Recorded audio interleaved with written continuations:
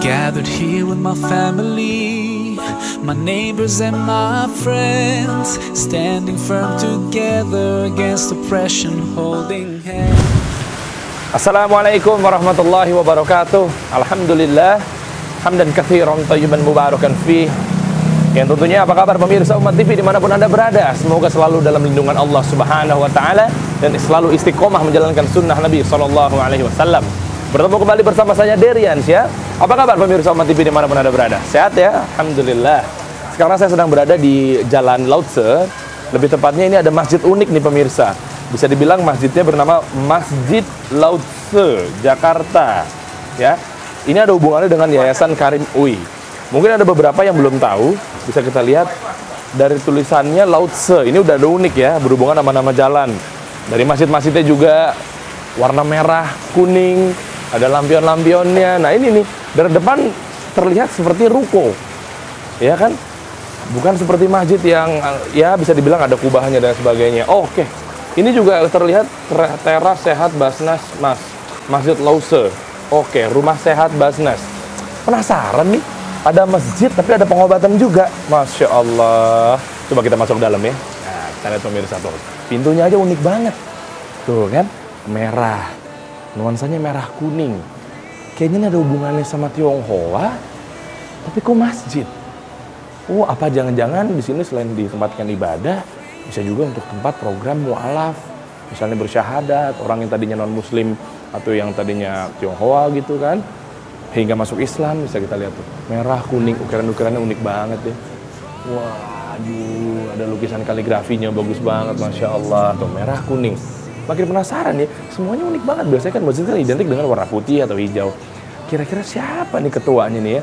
Oke lah, baik pemirsa, saya akan mencari tahu sejarahnya dari Masjid Lautse ini sendiri seperti apa. Kayaknya saya udah ada kontaknya nih, ya. Langsung saja insya Allah kita akan bertemu dengan Bapak Haji Karim selaku ketua di sini.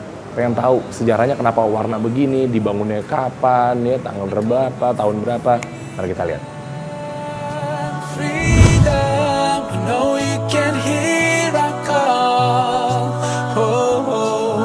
Calling for freedom, fighting for freedom. We know you won't let us fall. Oh, oh. We're calling for freedom. Baik pemirsa Umat TV, seperti yang sudah saya singgung di awal episode kali ini, tentunya saya akan mencari tahu nih kira-kira sejarah dari tempat yang Masya Allah ini. Gimana awalnya tiba-tiba berdiri, yang juga saya pernah mendengar tadinya juga ruko ya. Gimana kalau langsung aja biar lebih afdol kita tanya-tanya langsung bersama Ketua Yayasan Haji Karim UI yang biasa disebut juga Masjid Lautse. Sudah bersama saya pemirsa Umat TV bersama Bapak Haji Karim. Apa kabar Pak? Alhamdulillah. Alhamdulillah. Ini berarti panggilan akrabnya Pak Haji Karim aja ya Pak? Boleh, alhamdulillah. Boleh ya. Nah ini nih, ini kan ada yang unik Pak Haji ya? Ya kan? Tadi juga udah dilihat cuplikannya mungkin pemirsa Umat TV. Jadi merah, kuning, bentuknya ruko. Mungkin saya juga bertanya-tanya, ini kan bisa dipakai buat sholat juga. Kubahnya sebelah mana nih? Nah, ternyata pas di dalam itu Masya Allah, tadi saya sempat sholat juga kan di bawah kan. Itu jamaahnya rame. Nah, kita dari awal aja deh Pak Haji. Sejarahnya gimana sih? Sejarahnya begini, jadi selama ini kita umat Islam, ada satu etnis yang tidak disentuh. Oke. Ya kan, sama ustadz-ustadz, sama kiai-kiai, etnis Chinese. Betul. Kalau sekarang dibilang orang Tionghoa. Tionghoa, ya. Ya kan? Itu tidak disentuh, tidak didakwahkan. Sehingga mereka tidak tahu Islam itu apa. Ya kan? Bener. Karena tidak sampai. Dakwah nggak nyampe. Dakwah nggak sampai ke dia. Okay. Yang sampai malah image yang jelek mengenai Islam. Oh, iya. Itu. Nah, makanya karena seperti itu beberapa setelah orang tua saya meninggal, lalu kawan-kawannya mengusulkan membuat yayasan. Yayasan nama di beliau, Yayasan Haji Karim UI. Saya keberatan karena saya takut nanti jadi seperti yayasan keluarga. Oh iya. Pada saat itu Pak Haji juga masih kecil ya? Enggak, saya udah dewasa. Udah dewasa, oke. Tapi saya minta syaratnya satu, saya jangan jadi ketua. Ya kan gitu, karena kalau saya jadi ketua kan jadi kayak yayasan keluarga jadi. Oh iya benar. Akhirnya yang jadi ketua waktu itu pertama Pak Lukman Harun dari Muhammadiyah. Muhammadiyah, ya. Jadi pendiri ini yayasan ini dari berbagai ormas. Ada Pak Kiai Ali Afi, itu Rois Am NU. Iya. Ketua Majelis Ulama Indonesia. Iya. Ada Pak Lukman Harun dari Muhammadiyah. Ada Pak Yunan Hermina Sution dari Al-Wasliyah. Ada Pak Fahmi Idris dari Kahmi waktu itu. Jadi berkumpullah mereka bikin yayasan ini. Itu di tahun berapa tadi? Tahun 91. 91, oke. Nah setelah bikin, kita cari tempat lah. Cari tempat buat kantor yayasan awalnya. Oke. Sekretariat dulu lah awal-awal. Sekretariat. Ya. Lalu cari-cari dapatlah di jalan ini satu ruko ini. Disewakan. Uangnya waktu itu cuma ada 2 juta. Oh gitu. 2 juta pada saat itu besar dong. Ya 2 juta kita bisa sewa 2 tahun waktu itu. Setelah disewa 2 tahun buat kantor, Pak Yunus Yahya berubah pikiran. Yunus Yahya waktu itu tokoh pembauran. Dia bilang, "Di kantor, kebetulan kantornya di lantai 3. Pak Yunus ini lantai 3. Yang sekarang kita berada di ya? Sekarang lantai 3. Kantor saya di lantai 3, kita sewa lantai 1 waktu itu. Kita bikin masjid aja. Cocok saya bilang. Oh langsung, iya. Kan gitu, udah sewa kan perjanjiannya boleh kita jadikan apa aja. Iya benar. Yang punya orang non Islam, dengan nyangka awalnya dijadiin masjid kan gitu. Kita buka boleh dilosin, akhirnya bikinlah masjid. Oke. Ya kan, karena memang tujuan kita kan pembauran. Ya. Awal pendiri yayasan itu pembauran, memberikan informasi Islam kepada warga negara Indonesia keturunan Tionghoa itu. Tionghoa. Soalnya memang almarhum dari bapaknya Pak Haji juga ya, orang Tionghoa. Tapi dia kan bisa nasionalis. Pahlawan juga berarti bisa disebutkan ya, beliau. Ada. Dan dia nasionalisme tinggi kan gitu. Nah, setelah kita sewa, kita jadikan masjid. Pilihlah nama. Jadi beberapa orang mengusulkan nama-nama Islam. Ya kan, ada yang mengusulkan Al-Hidayah, An-Nur, macam-macam lah. Saya bilang nanti pusing nggak menarik, saya bilang. Ini jalan kan jalan Lause. Namanya Jalan Lause. Saya bilang udah bikin masjid Lause aja biar agak menarik. Saya bilang, wah ya boleh. Akhirnya pakailah nama Lause. Masjid Lause. Masjid Lause. Iya. Jadi memang kebetulan dakwah kita kepada orang-orang Tionghoa itu. Setelah kita bikinlah warna-warna yang menyolok. Nah, merah, warna-warna, kuning. iya, yang warna-warna yang saya lihat itu berarti ini kan identik dengan warna-warna Tionghoa. Iya. Ya kan, merah, kuning, di depan juga masih ada gantung-gantung apa ya, bisa dibilang lampion ya. Iya. Nah, itu ya. Itu memang ciri khasnya dari dulu seperti itu tapi nggak pernah dirubah, atau memang ini diwarnain deh, apa masjid itu sudah ditentukan baru diwarnain apa seperti apa? Setelah kita jadikan ini masjid, kebetulan waktu itu tahun 90 kan ada festival Istiqlal. Waktu itu. Nah, kebetulan kita bikin satu acara mendatangkan imam dari Beijing. Oh gitu. Itu juga rekayasa juga. Di Maksudnya? Beijing ada imam. Lah terus? Kita namain aja supaya gampang orang inget. Kita bikin aja imam Beijing. Kan gampang orang inget. Iya. Kalau pergi ke Beijing nanya imamnya kita nggak ketemu. Iya benar. Gitu. Imam Beijing. Bikinan supaya gampang orang Indonesia inget, kita bawa keliling lah, keliling Jawa waktu itu.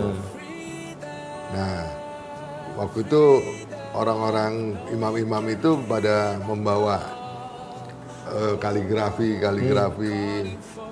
ada poslen segala macam yang Islami gitu. Itu dipamerkan di Festival Istiqlal. Nah, kebetulan kaligrafinya itu dikasih ke saya. Oh. Itu udah tua tuh, ada yang ada umur 100 tahunan. Masih ada tuh? Ada di bawah. Oh di bawah di ya? masjid kita pajang. Oh yang di Ya. dinding masjid ya? Di dinding masjid itu. Nah karena itu kita setelah dibikin masjid, akhirnya saya kaligrafi itu saya pajang. Sebetulnya itu kan nggak pakai bingkai. Oh.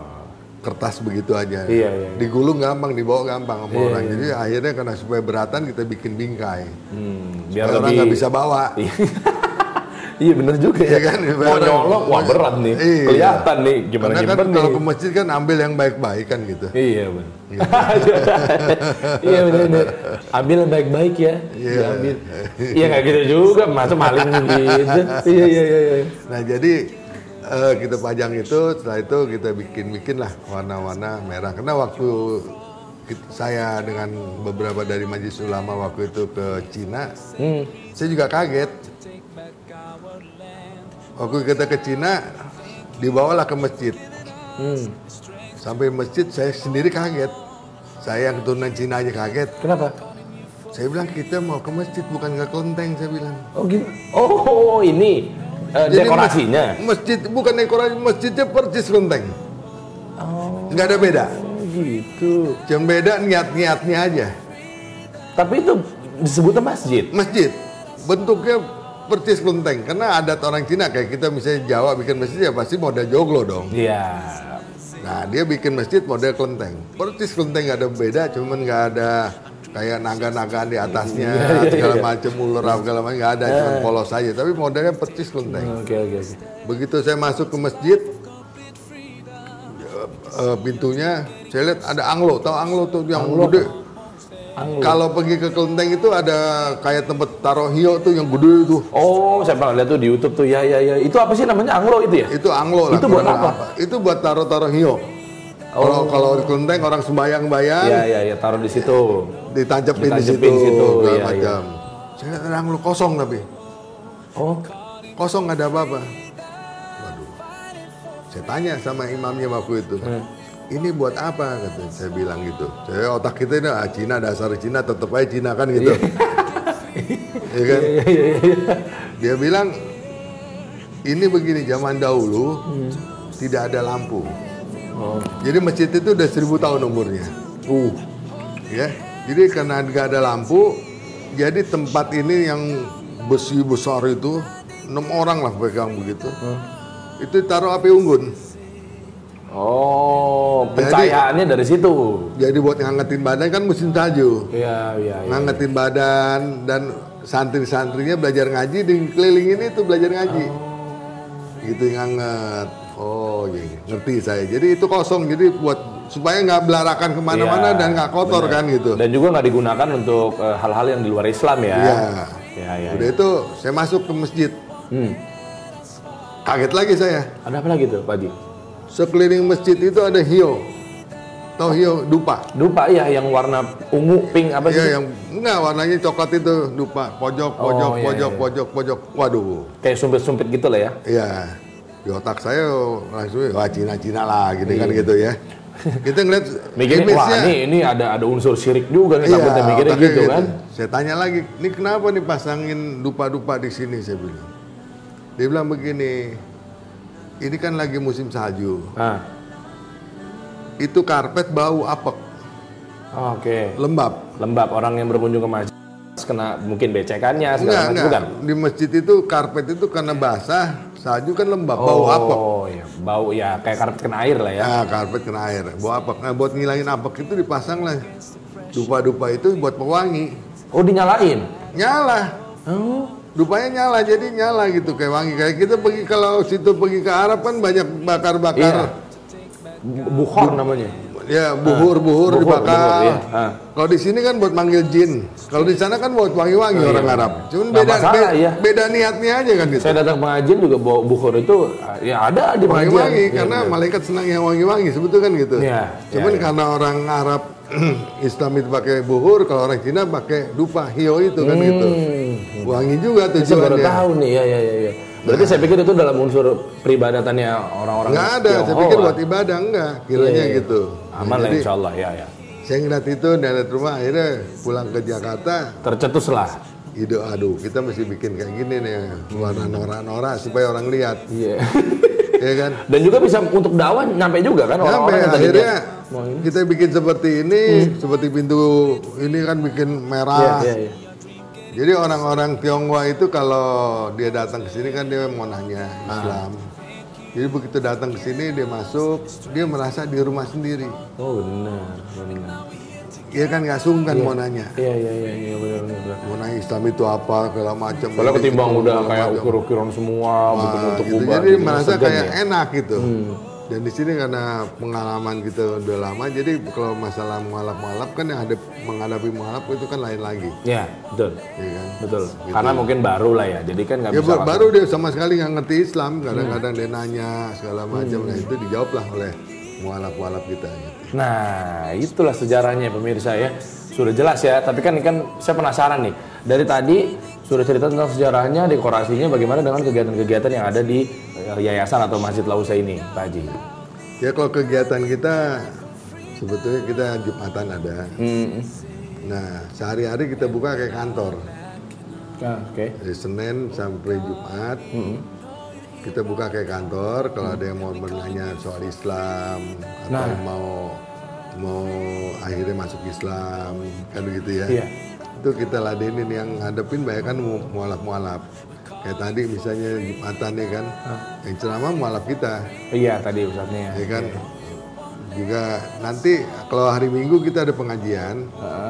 Nah setelah pengajian jam 11, jam 12 habis sholat zuhur biasanya makan. Oh. Jadi Cina sama Arab sama tuh, kumpul makan gitu. Iya benar. Ya kan sebetulnya teori orang itu makan aja urusannya. Jadi kumpul makan, setelah makan, nah ada pelatihan. Belajar ngaji atau banyak yang mengenai tauhid segala macam. Oh, gitu. Ada juga ya. Nah, yang ngajar mualaf juga. Jadi nggak malu. Nggak segan juga gitu. Ya kan kalau yang ngajar yang bukan orang mualaf gitu dia kan ada sungkan salah ini. Kalau mualaf kan tahu. Cina itu huruf R kan nggak bisa. Iya. Kita bilang ro dia lo juga kan susah kan gitu. Iya benar. Nah, jadi berarti ini ya terkait dengan dekorasi warnanya yang unik, merah kuning, masih ada lampion-lampion atau unsur-unsur Tionghoa gitu ya, walaupun memang tidak ada terkait dengan agamanya ya, masuk itu budayanya Islam, budayanya lah ya. Itu ada dampak nggak sih Pak Haji? Maksudnya dampaknya tuh benar-benar signifikan nggak sih sehingga orang-orang sekitar Lausa atau dan sekitarnya itu jadinya penasaran sama Islam dan juga akhirnya banyak meludak mualaf-mualaf baru dakwah tuh sampai gitu. Sampai juga. Dampaknya bagus. Dampaknya seperti Januari ini ya. Bulan lalu itu 8 yang masuk Islam. Oh, Masya Allah itu oke loh itu. Nah, sekarang baru tanggal 9. Ya kan 9 sudah 3 orang yang masuk Islam. Awal Februari, iya belum sampai 2 minggu udah 3 orang. 3 orang masuk Islam. Berarti bisa dibilang ngaruh juga ya untuk desainnya segala macam. Ya pengaruh dia orang karena jadinya tadi menganggap rumah sendiri ya. Satu menganggap rumah sendiri, kedua kalau dia ini saya misalnya non Islam. Iya. Lalu saya mau tahu soal Islam, datang ke masjid besar, ke Istiqlal misalnya. Saya mau nanya soal Islam. Kenapa Islam boleh kawin 4? Ya. Kenapa babi haram? Kenapa begini? Kira-kira tak berani nggak dia ngomong? Oh iya. Takut ditabok kan pasti. Iya benar. Walaupun dalilnya jelas memang ya. Dalilnya jelas, tapi kan mau nanya orang itu ya kalau orang Tionghoa atau Cina itu kan tahu sendiri. Penakut. Datang ansip aja mau nagih itu ada siapa orang kasih duit buru-buru dia pergi deh gitu. Iya benar. Iya, saya dengar cerita teman saya begitu tuh. Iya kan jadi dia nggak mau ribut. Gampanginnya udah kasih duit biar pergi deh gitu kan gitu. Nah, kira-kira orang kayak gitu berani nggak nanya? Oh iya. Kalau di tempat-tempat masjid yang besar segala macam yang kadang-kadang takut ya. Ya secara kita biasa, tapi di otaknya kan keberanian menanya itu nggak berani. Makanya di sini dia berani ya? Apa aja dia belak-belakan aja. Dan juga menurut saya apa bener nih? Maksudnya dengan desain konsep seperti ini masjidnya unik ya, unsur-unsur Tionghoa atau budayanya saja itu bisa dibilang apa ya? Oh ini udah ada bukti ini yang punya Pak Haji misalnya, atau yang turunannya yang punya mualaf, ya kan? atau yang ya maksudnya dia jadinya oh iya ya berarti bener nih agama yang paling benar adalah Islam gitu nggak sih? Iya, iya kan bisa gitu. Karena bisa dia kesana juga kan ya? Kan banyak sekarang dengan ada bukti-bukti jadinya oh iya banyak nih orang komunikasi. Chinese yang masuk ke Islam gitu ya. Iya, dia mau nanya dia udah ada tertarik soal Islam. Mau pergi kemana nggak tahu. Ya kan ke masjid mana mau nanya tadi nggak mau lebih jelas mau belajar kan nggak malah takut kan gitu. Nah kalau di sini kan yang ngajar juga mualaf, ya kan dia tahu sama-sama belajar jadinya ya. Tahu masalah-masalahnya. Karena masalah hidup itu kan banyak.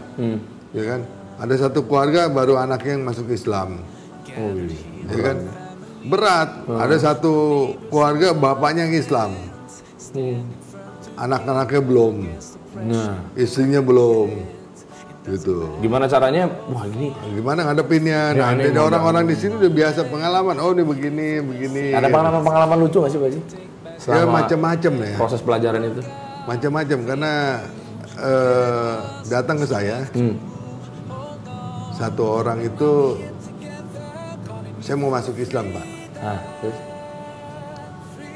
Saya anak laki-laki satu-satunya. Saudara saya semua perempuan. Bapak saya masih hidup.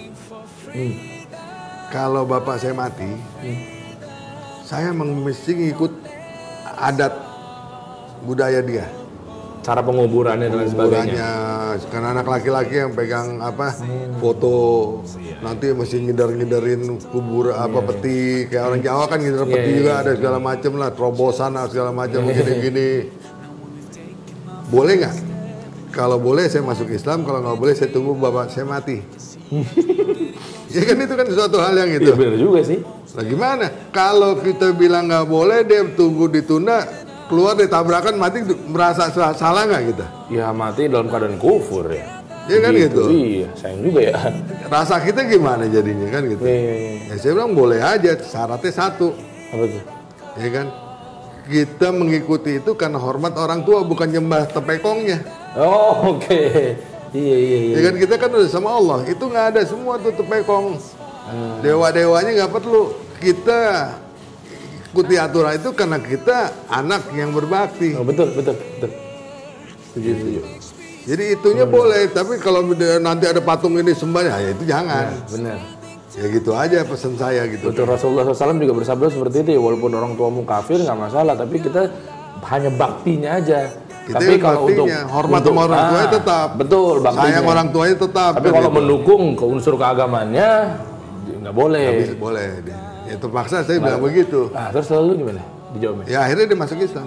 Masya Allah. Gitu. Jadi hal-hal seperti itu memang kita banyak menghadapi yang macam-macam. Ya kan kejadian macam-macam. Karena orang Cina itu berbakti orang tua itu kayak wajib. Kayak kita anak soleh itu sebetulnya kan wajib. Iya benar Pak. Sama sebetulnya, nggak ada perbedaan. Oke. Gitu. Malah dia orang kita dakwakan kalau kamu hormat sama orang tua itu kan cuma di sini, di dunia. Iya. Kalau ikut adat kamu paling setahun berapa kali kamu sembayangin. Iya. Ya kan? Kalau kamu masuk Islam sehari 5 kali kamu sholat, 5 kali bisa doain orang tua. Benar. Iya kan lebih banyak itu yang wajibnya, belum yang sunnah-sunnahnya. Gitu. Masya Allah, banyak. Jadi Islam itu lebih enak. Iya benar. Dan lebih sayang sama orang tua. Betul. Larinya ke sana ya. Oke gini, berbicara tentang dakwah dari Pak Haji Karim sendiri deh, sama teman-teman kan, dan juga Pak Haji juga tergabung dalam MUI ya. Iya. Majelis Ulama Indonesia, ya kan? Di sana sebagai yang kerukunan itu ya. Saya di kerukunan antar umat beragama. Nah, itu kalau boleh tahu, kerukunan antar umat beragama, sudah antar umat yang sampai mana aja nih dakwah ini sampai sehingga wah ini banyak mualaf-mualaf baru gitu bisa dibilang. Ya, Di Indonesia kah? Ya kalau di MUI itu kan karena tugasnya cuma menyampaikan, merangkul, nggak sampai ke bawah. Oh gitu. Jadi kayak kerukunan umat itu misalnya tokoh Buddha, tokoh Kristen, Katolik, Konghucu, segala macam Hindu. Itu paling tokoh-tokohnya kalau datang sama kita ketemu ya tokoh-tokoh itu aja. Yang bawahnya nggak ketemu. Berarti ada saran nggak nih mungkin buat ya teman-teman atau pemerintah atau dari MUI sendiri gimana sehingga dakwah ini benar-benar luas nyampainya sesuai dengan program yang ada di masjid ini atau yayasan ini?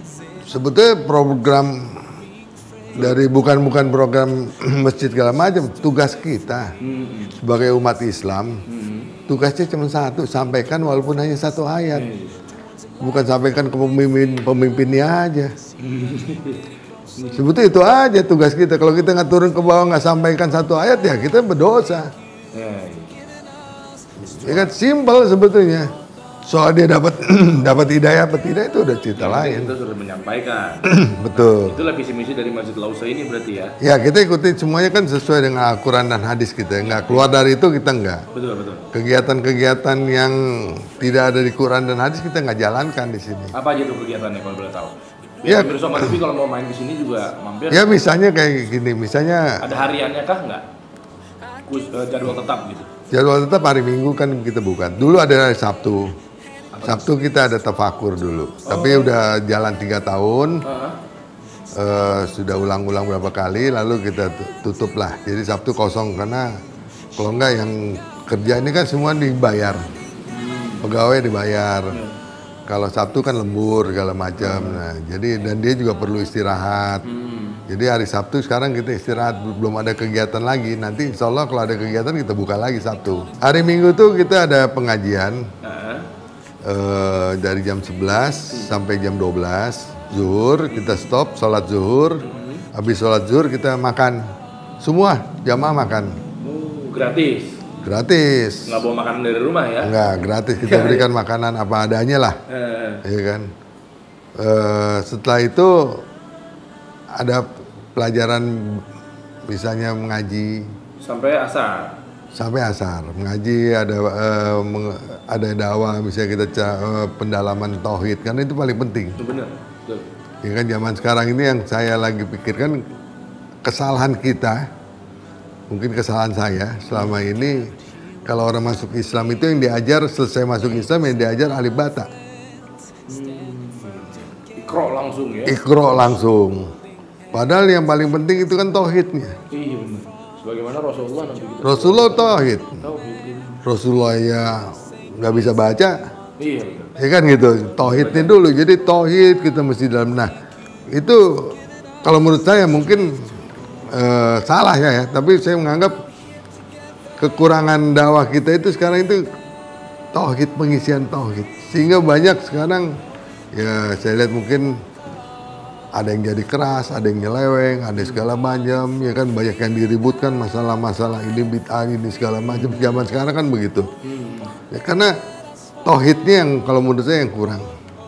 Nah berarti di sini ada tuh. Itu kita lagi coba mau ajak kerjasama dengan beberapa lembaga buat mengisi masalah. Dulu pernah dari dulu ada pelatihan, ada ustadz-ustadznya, malah tokoh-tokoh di sini. Iya, tokoh-tokoh Islam kita dia ngisi misalnya 4 minggu berturut-turut, tiap minggu tuh dia ngajar pengisian tauhid. Sekarang udah berapa lama ini nggak ada. Tapi ada rencana untuk dihidupkan kembali berarti? Ya, insya Allah kita akan terus karena menurut saya ini paling penting tauhid ini. Iyalah, betul. Benar, oke lah. Mungkin ada tambahan lagi, Pak Haji? Cukup jenazah. Cukup ya? Iya. Ya, jadi pemirsa Somat TV, nggak usah pikir panjang-panjang, sesuai dengan program kita Wisata Imani. Ayolah, wisata ke Masjid Lausa, bener ya? Atau Yayasan Haji Karim UI. Haji Karim UI, kalau gitu. Baik pemirsa Somat TV, jadi jangan kemana-mana, saksikan terus Wisata Imani hanya di Umat TV. Baik pemirsa Somat TV, ini masih berhubungan dengan Yayasan Karim UI atau yang biasa dikenal dengan Masjid Lausa, ya, yang bertempatan di daerah Jakarta Pusat. Jadi begini pemirsa Somat TV. Jadi obrolan kita pada episode kali ini adalah Masjid Lausa yang unik dan juga beberapa kegiatan-kegiatan yang sudah diterapkan di dalam masjid ini atau di yayasan ini.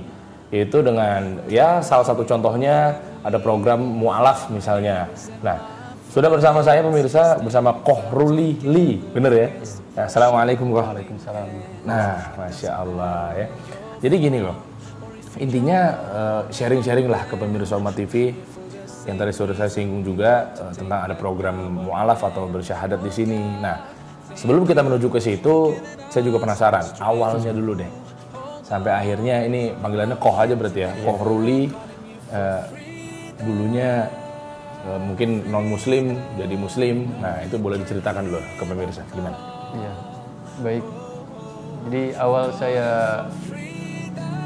cerita masuk ke Islam. Ketika itu saya dilahirkan di daerah yang mayoritas Muslim dan keluarga saya di situ satu-satunya yang boleh dibilang Chinese ya, keluarga Chinese. Di Jakarta berarti? Iya di Jakarta, di daerah Jakarta Barat. Mau di mananya tuh? Di Cengkareng sana. Oke. Cengkareng. Nah, saya dari kecil di sana bergaul dengan teman-teman yang Muslim. Nah, uniknya ketika kecil itu senangnya mainnya ke masjid. Oh, kenapa tuh? Memang mainnya di situ ada gitu? Iya, memang dekat masjid itu memang ada lapangan. Tapi kalau sudah masuk waktu maghrib, kadang suka ikut sholat, suka ikut masuk ke masjid. Itu ya, namanya kan anak-anak masih kecil gitu ya. Umur berapa tuh?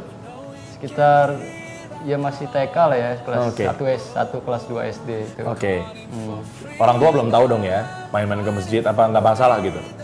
Tahu juga, tahu orang tua tahu, tapi mungkin karena anggapan mereka masih anak-anak kecil, cuma main-main doang.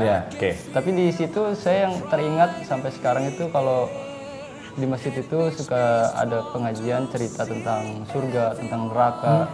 Kalau nanti kita masuk neraka akan disiksa seperti begini-begini, nanti di surga penuh kenikmatan seperti ini. Bahkan yang membekas itu ketika diceritakan hari kiamat. Ketika Ustadz itu cerita hari kiamat, pulang saya kadang suka nangis. Bahkan suka nandain di kalender nih, kira-kira kapan kiamatnya hari Jumat. Gitu. Nah, yang namanya anak kecil Iya. Justru menarik itu gitu. yang jadi apa kadang suka nangis. Nah, akhirnya saya coba memberanikan diri bilang ke orang tua saya mau masuk Islam. Cuma karena mungkin dianggap masih kecil, cuma dianggap angin lalu. Nah, akhirnya kelas 3 SD, orang tua saya akhirnya mengizinkan saya untuk masuk Islam. Dan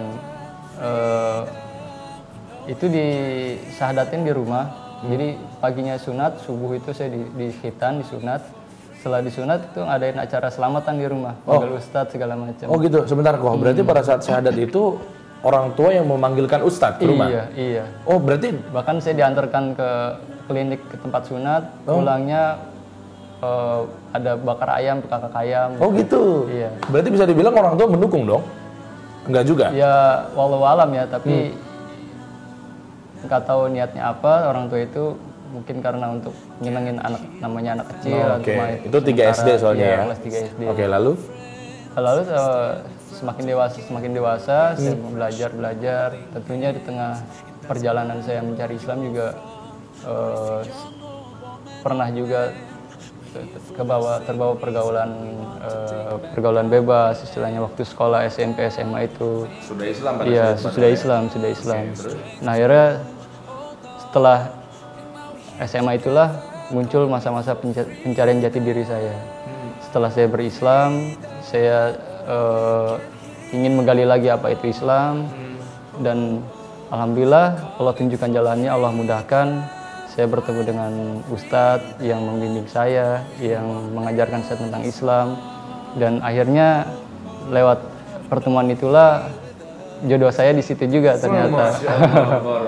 Ketika saya mengaji ke rumahnya, ke rumah ustadz tersebut, dan ternyata anaknya ada yang memperhatikan, dia memperhatikan. Dari jauh tuh ada cahaya ya, Masya Allah.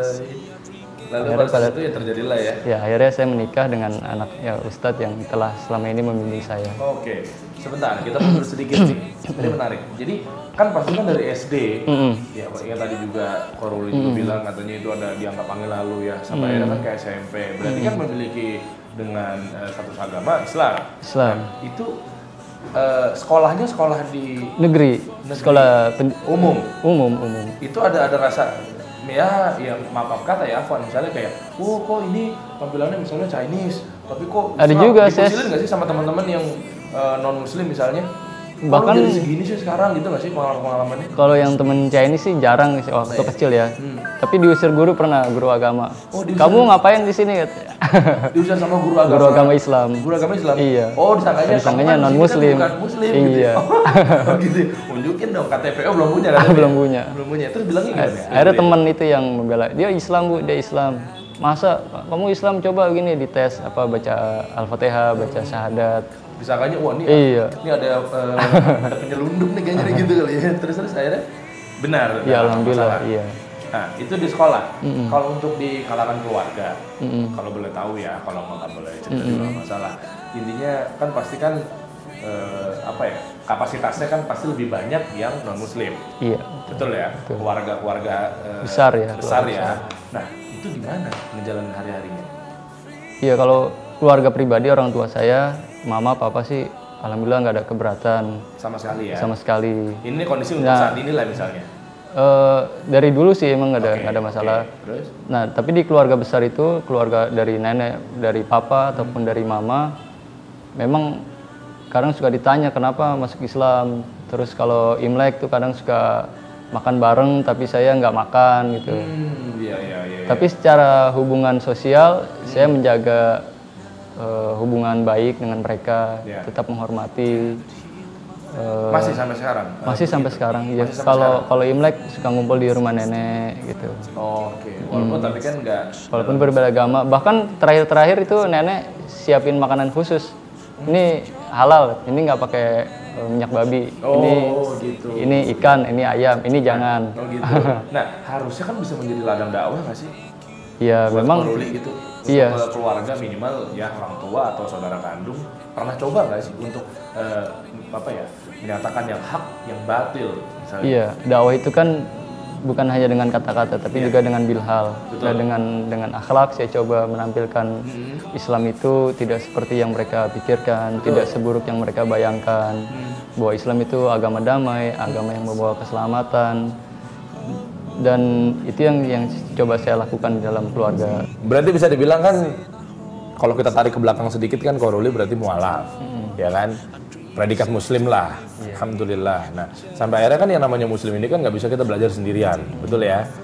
Butuhlah guru pembimbing, bisa dibilang sekarang ustadz lah. Nah itu gimana? Ada ustadz yang kenal dulu atau memang mencari ustadz atau gimana? Iya, memang saya mencari dalam belajar menuntut ilmu Islam ini, saya memperdalam agama Islam. Saya mencari ustadz dan alhamdulillah saya bertemu dengan ustadz. Dan ketika belajar itu memang itu dari awal tuh, dari ngaji atau langsung tauhid? Wow. Awalnya sih cuma dibilang tuh ada ustadz bagus di sana kata temen. Terus Jakarta Barat ya? Enggak, di sini sudah di Karanganyar. Oke. Di Karanganyar. Ngaji di masjid sana, ustadznya bagus. Akhirnya saya coba ikut ke sana, datang, dan pertemuan pertama kali itu saya debat sampai jam 12 malam. Oh gitu, dari pagi, dari siang? Dari Bada Isya. Dari Bada Isya? Di masjid juga debat? Masjid, dalam masjid. Itu perkara apa tuh yang didebatin? Dulu lagi rame-ramenya Islam liberal. Oh, JIL? Iya, JIL. Jaringan Islam Liberal, oke. Jadi kata-kata dulu yang saya ingat, Ustadz sudah tabayun belum dengan si Fulan? Oh ya. Ustadz sudah nanya-nanya belum ya sama ini? Oke. Karena kita tidak bisa menjustifikasi seseorang kalau kita belum bertemu, berdialog. Oke. Dan kata-kata itu yang terakhir juga saya dengar dari belakangan yang isu-isu ini rame kan. Apa tuh? Sudah tabayun belum gitu. Oh iya. Kata-kata itu sudah dulu yang saya ingat saya pertanyakan kepada Ustadz itu. Karena masalah JIL ya dulu ya. JIL namanya. Dan kan ada juga JIL, ada JIN. Jaringan Islam Nusantara. Ya ada juga. Terus? Nah, waktu zamannya liberal itu saya sempat terbawa dengan pemikiran-pemikiran liberal bahwa konsep Islam harus direaktualisasi kembali. Apa sih pada saat itu yang dengan zaman? Ya betul.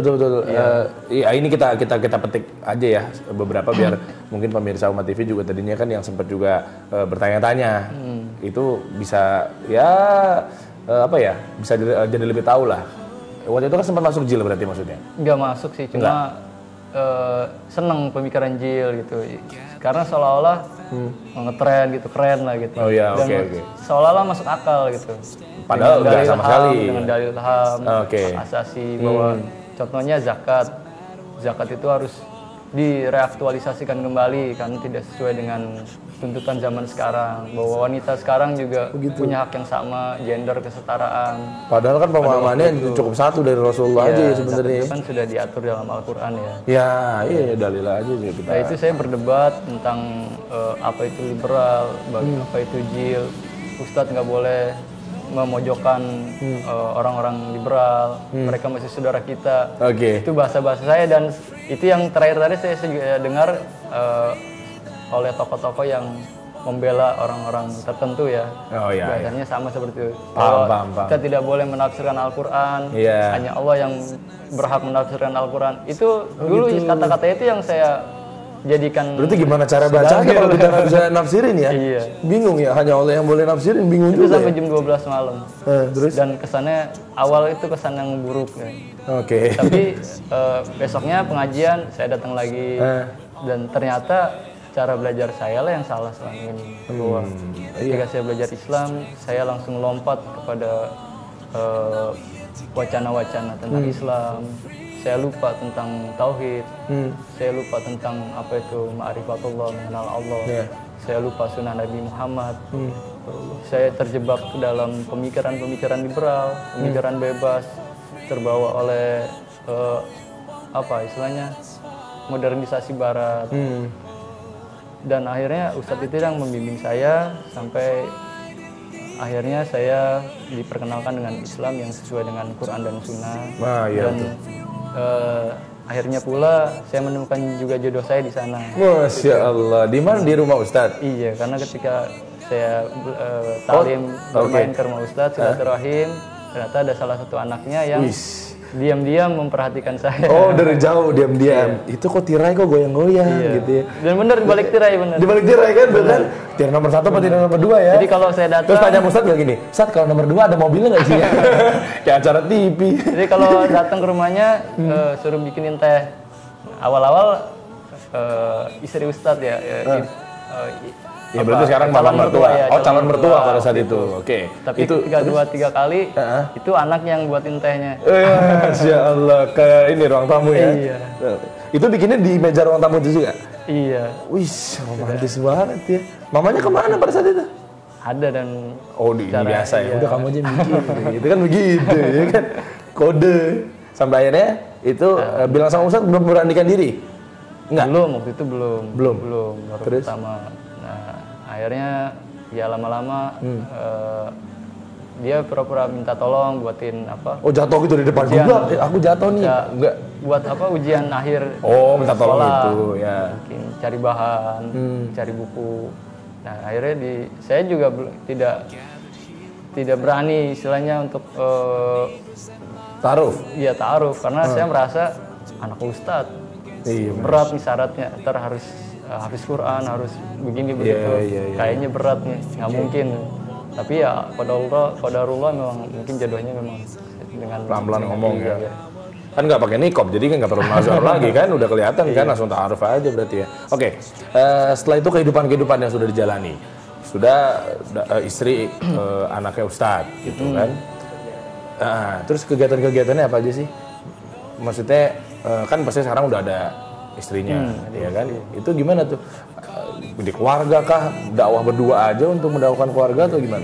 Kalau istri saya lebih untuk fokus di rumah, untuk menjaga anak, mengurus anak. Jadi saya yang mencari nafkah untuk apa istilahnya ma'isyahnya sehari-hari. Selebihnya saya di sini di Karim UI ini untuk istilahnya gitu, berdakwah kepada teman-teman khususnya yang Tionghoa untuk memperkenalkan Islam bagi yang sudah mualaf.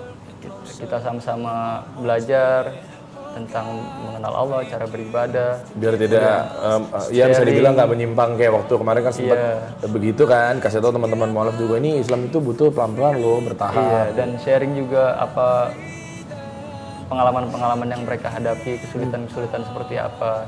Jadi mereka tidak merasa sendiri dan bahwa di sini banyak teman-teman juga yang merasakan seperti itu, merasakan gelisahnya, merasakan pergulatan batin, ataupun merasakan dikucilkan di keluarga, di lingkungan. Karena saya dulu waktu masih kecil kalau masuk ke masjid tuh, itu pertanyaan pertama pasti udah disunat belum? Bahkan kalau masih kecil tuh suka didodorin, coba lihat udah sunat belum gitu. Dan sekarang itu masih image itu masih banyak yang melekat ya bahwa orang Islam tuh wajib disunat. Kan ya itu kan hanya sunnah ya. Setelah saya pelajari ya itu sunnah yang memang dianjurkan, sangat dianjurkan karena untuk menjaga kebersihan kita juga dan beribadah. Oke. Terus ada pengalaman kah atau gimana selama di Karim UI ini Misalnya ada yang datang berarti bisa dibilang udah banyak mengislamkan orang dong. Iya dong, pasti kan dari mulai sharing pasti kan ya udah tolong bimbing saya bersyahadat, ada dong pasti kan? Ada yang Iya kan pasti kan? ya macam-macam, memang niatnya ada yang semua ngakunya hidayah ya, tapi nanti belakangan baru ketahuan karena seseorang, karena ingin menikah, karena Oh gitu, bilangnya awalnya hidayah. ya semua ngakunya hidayah. Ngakui di depannya, tapi kan ketika ada tuntutan, wah nih pacar gue pada saat itu kan masih pacaran ya pasti mungkin kan? memang itulah cara hidayah Allah kepada seseorang. Awalnya mungkin karena pernikahan, tapi kita di sini menjelaskan bahwa kalau kita masuk selamanya sekedar nikah, maka akan sangat sayang sekali. Nah, bener, ada tips-tipsnya nggak sih? Gimana cara menjaga biar mereka tuh tetap istiqomah gitu dalam menjalankan Islam gitu? Mungkin balik lagi ke sini atau ada dari Koruli dulu deh. Iya. Ngasih tahu ke mereka gimana? Iya, kalau dia lelaki ya, kita ingatkan bahwa dalam Islam pernikahan itu sesuatu yang sakral, sesuatu yang sangat perjanjian yang sangat agung, dan lelaki dalam keluarga di dalam Islam itu adalah sebagai kepala rumah tangga. Jadi diharapkan nanti bisa memimpin keluarganya, istrinya, dan anak-anaknya. Jangan sampai nanti begitu sholat berjamaah, karena dia belum bisa sholat, mama aja dia yang jadi imam. Iya. Kan, Kebalik iya, ini yang kita ingatkan kepada mereka bahwa kalau memang ingin benar memeluk Islam, tugas seorang lelaki nanti dalam keluarga juga harus menjadi seorang pemimpin. Iya. Memimpin dalam keluarganya, dalam beribadah pun demikian. Dan kalau dia wanita, kita ingatkan bahwa hati-hati, banyak juga orang-orang nanti harus siap lah kalau wanita itu. Jangan sampai bangkang sama suami. Iya, jangan durhaka sama suami, harus taat. Betul. Seperti itu. Oke, terakhir deh, berarti kegiatan-kegiatan sekarang yang terutama untuk di Masjid Lausa sendiri deh, atau nggak di Yayasan Karim UI ini untuk Koruli itu Kegiatan sebagai pengajar kah untuk yang tetap ya? Jadi biar mungkin ikhwan juga akhwat nih yang pengen nih kayaknya nih ini ya, ngobrol-ngobrol sama Koruli gitu Ya, misalnya. silahkan kalau ada jadwal tetapnya? ya jadwalnya di sini taklim setiap hari Ahad jam 11 sampai jam 12 zuhur, setelah itu salat zuhur, kemudian ada makan siang, setelah itu baru nanti sekitar jam 1 itu barulah pembinaan untuk mualaf-mualaf teman-teman yang selalu Ahad berarti ya? Iya, setiap Ahad. Karena kenapa hari Ahad? Karena kalau hari-hari lain kan ada yang sekolah, ada yang kuliah, ada yang dagang, ada yang kerja, macam-macam. Jadi kita buat hari Ahad karena waktunya agar lebih lenggang. Oke lah, baik kalau gitu. Jazakallah khair, semoga Allah balas kebaikan antum ya. Amin. Ya, pokoknya pemirsa Umat TV, kira-kira keseluruhannya seperti apa? Ya, lebih mengenal dekat dari Yayasan Karim UI atau Masjid Lausa. Jadi jangan kemana-mana, tetap bersama kami yaitu di Wisata Imani. Demikian pemirsa, sampai juga kita di penghujung acara yang dimana kita sama-sama mendengar penjelasan dari Ketua Yayasan Karim UI atau yang biasa dikenal dengan Masjid Lausa, yaitu Bapak Haji Karim. Kita sudah mengetahui bagaimana sejarahnya ya, dari ruko kantor hingga berubah menjadi masjid Allah, dan juga dari non-muslim hingga hijrah menjadi muslim. Itulah sejarah dan visi, misi, dan juga kegiatan yang berada di dalam masjid ini. Yang dimana insya Allah saya akan mengajak Anda juga untuk berwisata imani tentunya ke tempat-tempat yang lain. Bisa masjid atau pesantren dan lain sebagainya yang digunakan untuk beribadah, bertemu, bermusyawarah, dan lain sebagainya antar umat muslim ya. Bersama saya Deriansyah, saksikan terus Wisata Imani hanya di Umat TV.